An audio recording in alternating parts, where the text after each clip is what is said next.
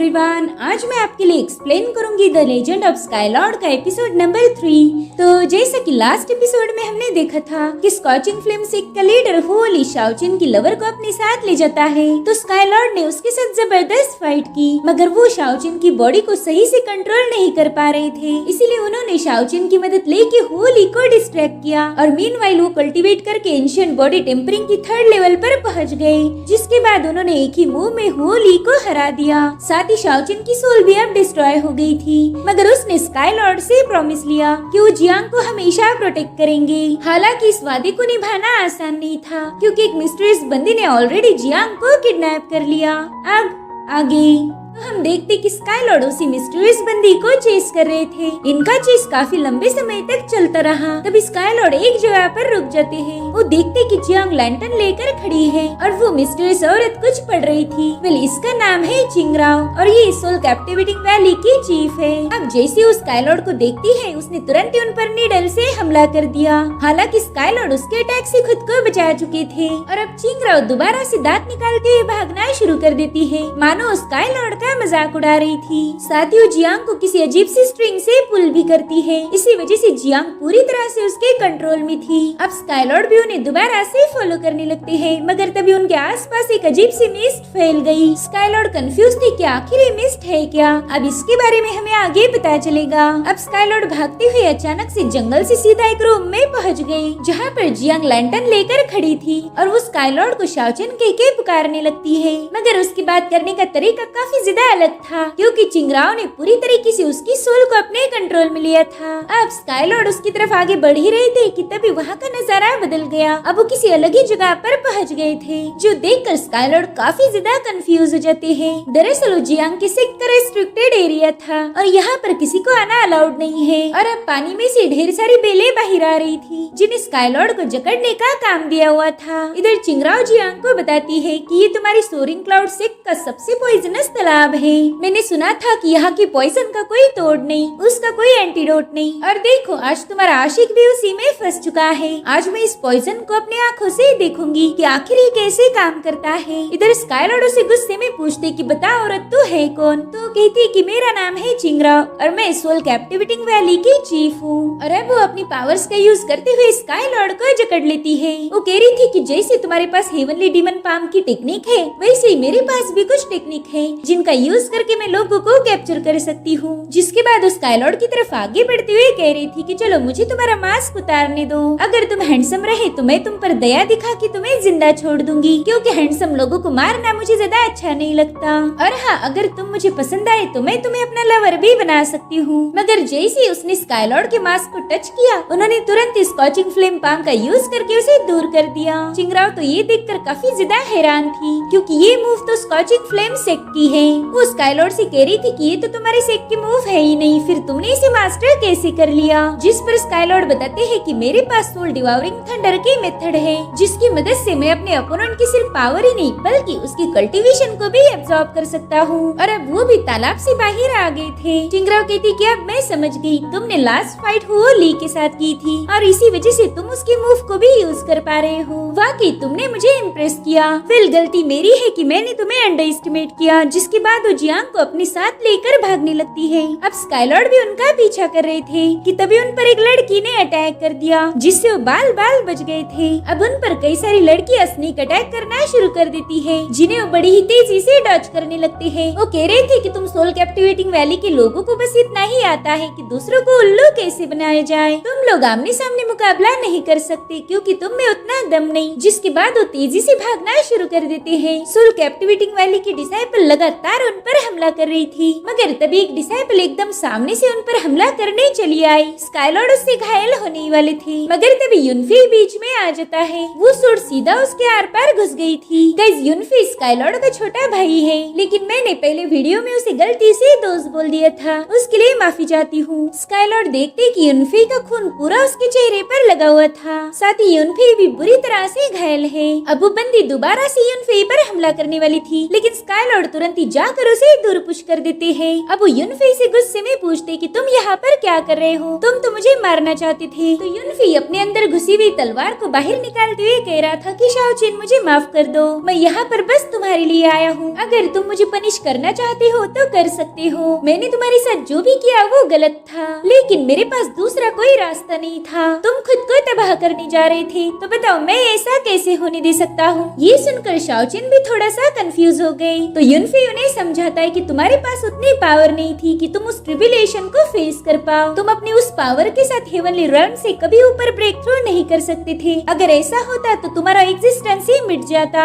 उस ट्रिबुलेशन में तुम्हारी सोल डिस्ट्रॉय होकर तुम कभी भी रीइंकार्नेट नहीं कर पाते, इसीलिए मुझे खुद ही तुम्हें मारना पड़ा ताकि तुम बर्बादी से बच जाओ। और तब तक सोल कैप्टिवेटिंग वैली के कई सारे डिसाइपल ने इन लोगों को घेर लिया, इसलिए युनफी आगे बढ़ते हुए उनके साथ फाइट करना शुरू कर देता है। वो तो बस अपने भाई को बचाना चाहता था, लेकिन तब तक दुगनी तादाद में वहाँ पर कल्टीवेटर पहुँच गए और युनफी अकेले ही उनका सामना कर रहा था, जो देखकर स्काईलॉर्ड इमोशनल हो जाती है। उनकी आंखें भर आई थी, यानी कि उन्होंने अपने भाई की गलती को माफ कर दिया। और तभी वो देखते कि दो कल्टीवेटर्स उनके भाई को मारने आ गए हैं, इसलिए स्काईलॉर्ड तुरंत ही जाकर उन पर अपनी पावर से हमला कर देते हैं। उन्होंने एक ही पाम अटैक में उनको दूर फेंक दिया और अब स्काईलॉर्ड सीधा काउंटेस को देख पाते हैं, जो कि ग्यूकिन प्ले कर रही थी। वो कह रही थी कि अक्सर लोगों को पता नहीं होता कि वो कहाँ से आए हैं और वो कैसे मरने वाले हैं। अब काउंटेस को देखकर तो स्काईलॉर्ड और ज्यादा कंफ्यूज हो गए। वो एक अलग ही सिटी में पहुंच चुके थे। अब वो सिटी को एक्सप्लोर करने लगते हैं और काउंटेस उसी रिवर में एक बोट में सवार थी। वो कहती कि हमारी जन्म से लेकर मौत तक बस एक ही चीज सेम रहती है, जो कि है कंफ्यूजन। हम उसे कभी भी दूर नहीं कर सकते क्योंकि वो एबिलिटी हम में है ही नहीं। अब स्काईलॉर्ड काउंटेस को आवाज देते हुए भागने लगता है और अब वो वापिस से जंगल में पहुंच गए थे।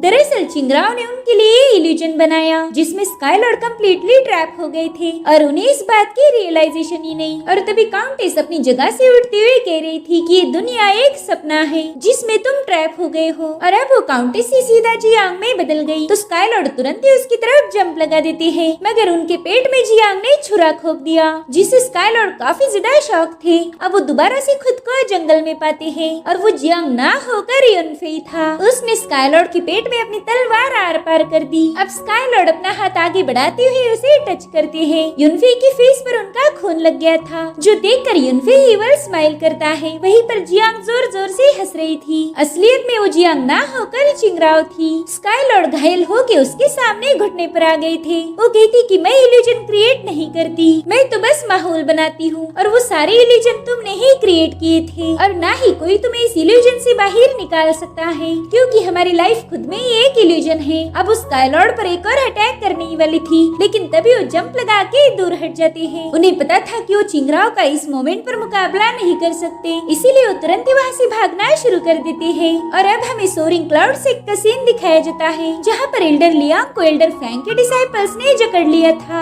साथ ही इन लोगों ने सुप्रीम चीफ डुआन को भी कैप्चर किया था और इन दोनों को भी स्पिरिचुअल रोप में टाई किया गया, जिसे ब्रेक करना बहुत ज्यादा मुश्किल था। इसलिए एल्डर लियांग अपनी अल्टीमेट पावर को एक्टिवेट कर रहे थे, जिससे वो रोप थोड़ी कमजोर होना शुरू हो गई, जो देखकर एल्डर फैंग ने तुरंत एक फॉर्मेशन क्रिएट किया और उस फॉर्मेशन की एनर्जी ने एल्डर लियांग को सप्रेस किया ताकि वो अपनी पावर को यूज ना कर पाए। ये सब देखकर एल्डर लियांग एल्डर फैंग पर काफी ज्यादा भड़क गए थे। वो पूछते कि आखिर तुम चाहते क्या हो, तुमने हमारे साथ गद्दारी क्यों की? जिस पर फैंग कह रहा था कि लियांग तुम चीफ बनने के लायक नहीं हो, चीफ की पोजीशन तो उस बंदे के पास होनी चाहिए जिसमें वो एबिलिटीज हो। और रही बात तुम्हारी, तो तुम एक नंबर के डरपोक हो, तुम कभी अपनी सेक्ट के लिए स्टैंड नहीं ले सकते। अगर तुम हमारे सोरिंग क्लाउड सेक्ट के चीफ बने रहे तो ये जल्द ही बर्बाद हो जाएगा और इसीलिए मैं चीफ की पोजीशन तुमसे छीनना चाहता हूँ। जिसके बाद वो जोर जोर से हंसने लगता है। एल्डर लियांग, क्या तुम इस फॉर्मेशन को पहचानते हो? वेल, ये है सोल सीलिंग फॉर्मेशन और इसे पॉइजनस इंसेक्ट का यूज करके बनाया जाता है। और इस फॉर्मेशन की एक खास बात ये है कि इसे मुझे खुद सुप्रीम चीफ डुआन ने सिखाया था, जिस पर सुप्रीम चीफ डुआन गुस्से में कहते कि हाँ, फॉर्मेशन तो मैंने तुम्हें तुम्हें बनाना सिखा दिया था, लेकिन उसे ब्रेक कैसे करते हैं ये मैंने तुम्हें नहीं बताया। जिसके बाद वो अपनी एक्सट्रीम पावर को एक्टिवेट करते हुए उन रोप से आजाद हो गए। साथ ही उन्होंने लियांग को भी आजाद कर दिया था। वो कहते कि जल्दी से यहाँ से भाग जाओ, इसलिए एल्डर लियांग वहाँ की छत तोड़ के बाहर आ जाते हैं। उन्हें आजाद देखकर फैंग के गुस्से का कोई ठिकाना नहीं था। वो अपने डिसाइपल से कहता है कि इस बुढ़े को कस के पकड़ो, तब तक मैं लियांग से निपटता हूँ। इसीलिए उन डिसाइपल्स ने सुप्रीम चीफ को दोबारा से जकड़ लिया। इधर फैंग एल्डर लियांग के पास पहुँच गया था। उनका रास्ता रोकते हुए कहता है कि सीनियर, जब से आप चीफ बने हो तब से हम दोनों में कोई फाइट नहीं हुई। पहला तो हम दोनों में फ्रेंडली फाइट हुआ करती थी, लेकिन अब आपकी चीफ की पोजीशन बीच में आ जाती है। जिस पर एल्डर लियांग कह रहे थे कि अभी भी कुछ बिगड़ा नहीं, अगर तुम अपनी गलती को मान के ये सब रोक दो तो मैं तुम्हें माफ कर दूंगा। मैं बिल्कुल भी तुम्हारी जान नहीं लेना चाहता, लेकिन उसके लिए तुम्हें अब ये सेक्ट छोड़ के जाना पड़ेगा। और हाँ, कभी यहाँ पर दोबारा वापिस मत आना, वरना मैं अपना वादा भूल जाऊंगा।